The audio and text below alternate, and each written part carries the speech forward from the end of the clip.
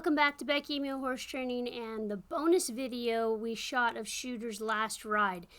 We went out to the pasture in this ride right after we got done videoing the arena. JD had enough time to continue to video me and the weather was still holding, so we decided to head out to the pasture. And as you guys can see, if you saw his first ride out to the Creek Pasture, this one is so much better. When he came around that corner the first time, he went out at like a working trot like he was in a race.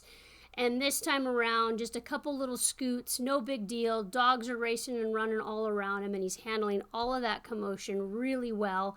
And this just comes from doing it over and over and over again, you guys. He still probably doesn't have 30 rides under his belt. He probably, he may have right at 30 over a 4-month period from when I started him. And remember, he ended up kind of taking a month and a half or so off there for a bit while I was getting other horses started and getting horses ready for sales and marketing them. So although I've been inconsistent in getting to him day after day, week after week, I have been very consistent in every single session that I ride him, and that's what's mostly important here. So that being said, I'm not going to do as much audio over this video as I usually would, but I will jump in here every once in a while and let you know kind of what's going on. I found that he really wanted to walk most of the ride out here, and I was perfectly fine to do that with him. This is a horse that we already know he's got a lot of foot speed. We already know that he wants to go really fast.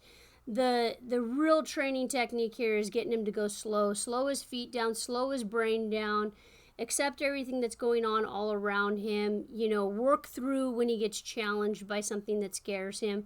And he's probably been out in this pasture now, I guess maybe 7 or 8 times and gone out with these dogs.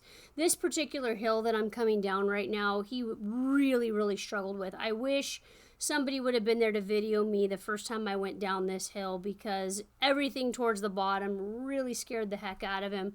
And he ended up getting quite a workout just on the side of this hill here as we came down the second time I rode this pasture. It was really, really a tough one.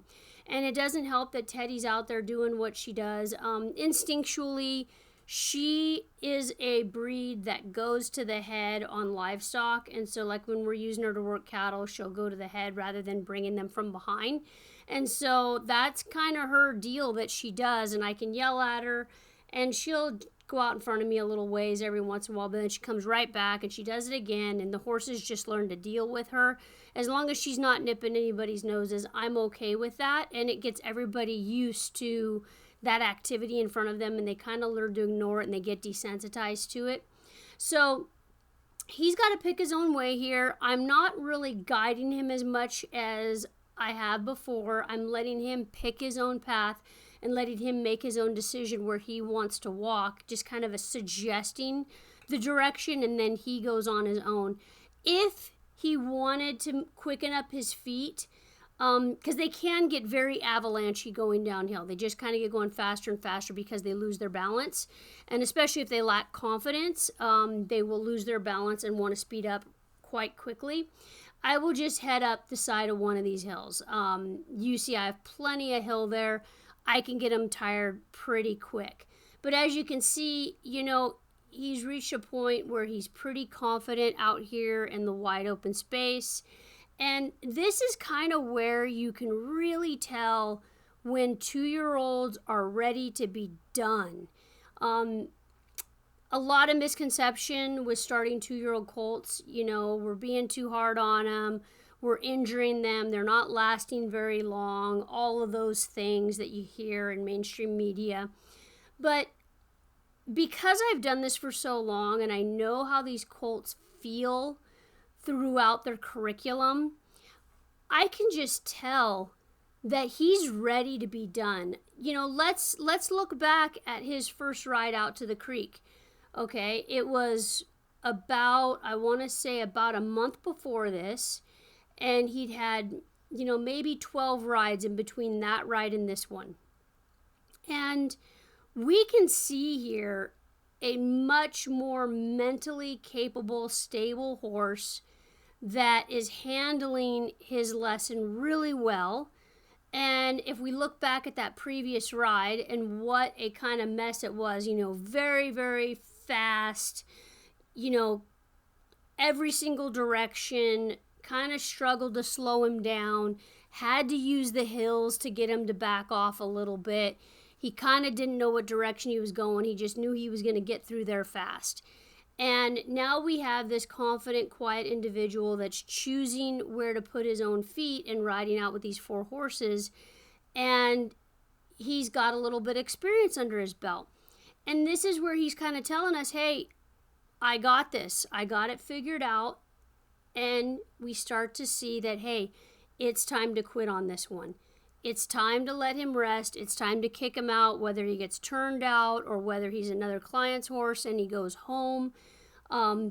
It's time to give them a break. And this is where people get into trouble because they don't give them a break that they need. It's imperative that we give them this break. Now, I could have kept riding him. The ground is still... I can still ride this ground. It's not frozen yet, right? There's no snow out there that's stuck at the last storm that we had. We saw the snow inside the arena during this ride, but there's no snow out here in the pasture. I could have kept going on him, but I chose to quit when I did. And it's a really, really good place to quit here and just kick him out and leave him alone, end on a good note. Always get off your horse in a better physical, mental, emotional state than when you started them for every single ride. And I think this is a really good place to kind of quit on Shooter.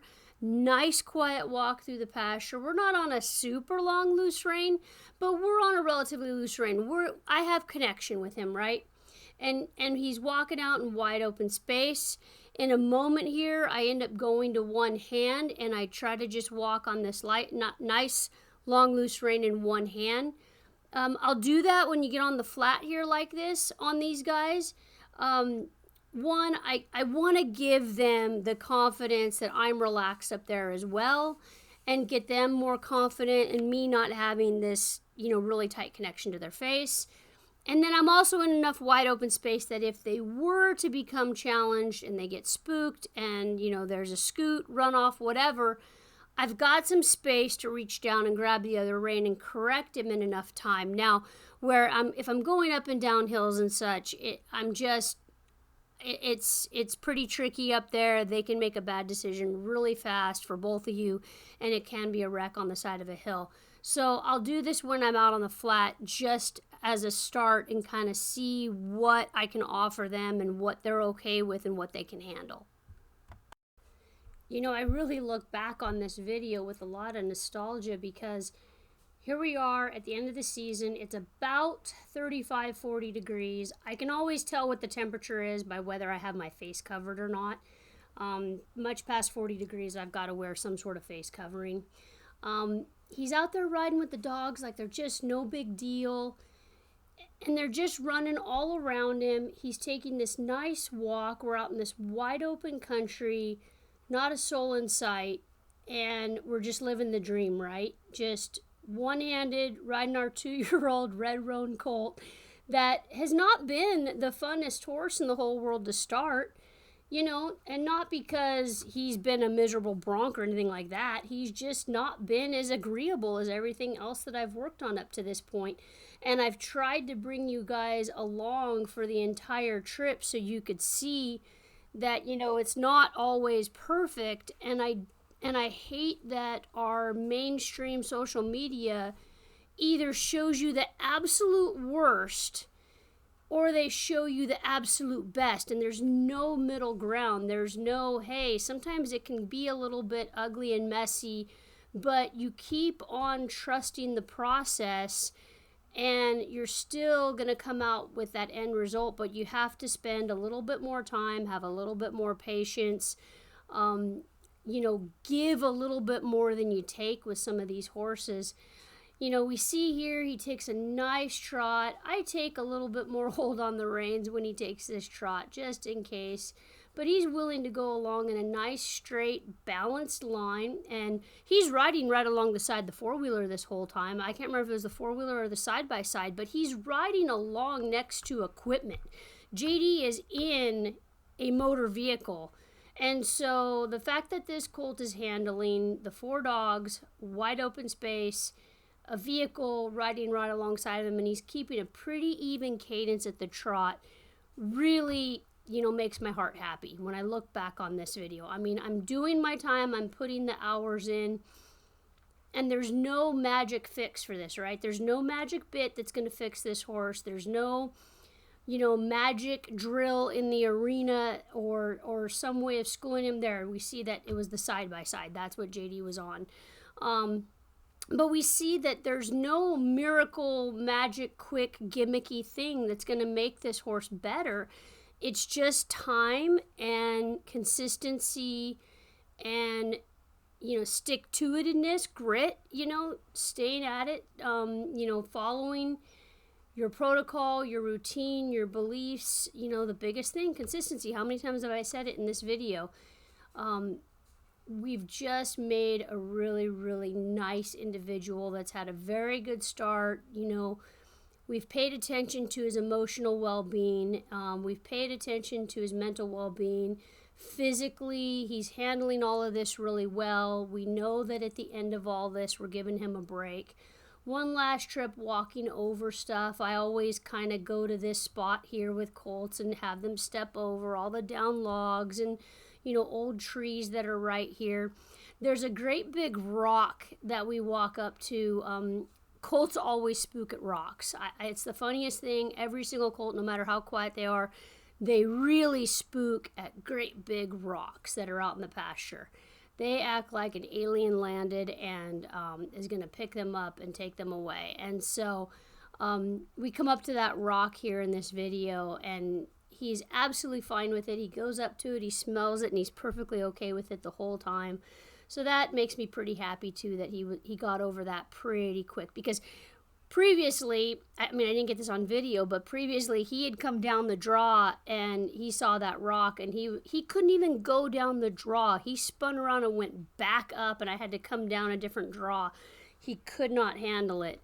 So the little things that he's gotten over and we've worked through, we've really come a long way. When I look back at, doing the groundwork with this horse and considering listing him and just moving him along to somebody who wanted to spend more time with him and wanted to kind of deal with some of those challenges.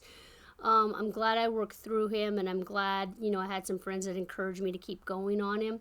I think he's making a really nice horse, and I've got a handful of videos of him from this year, his 3-year-old year. I'll try to get some more of those out for you guys and show you where he's at now. But he's doing really well, and we can see him kind of slow down just a little bit going up this hill. Like, he's not charging as he's going up this hill. He's not trying to lope up it or trot real big. He's staying nice and quiet and solid and, even cadence in his walk. And I think all of that is our indication that he's ready to be done. And, people have asked, how do you know? And, how do you know when it's time to quit on them? How do you know when they've had enough? How do you know when you've done too much?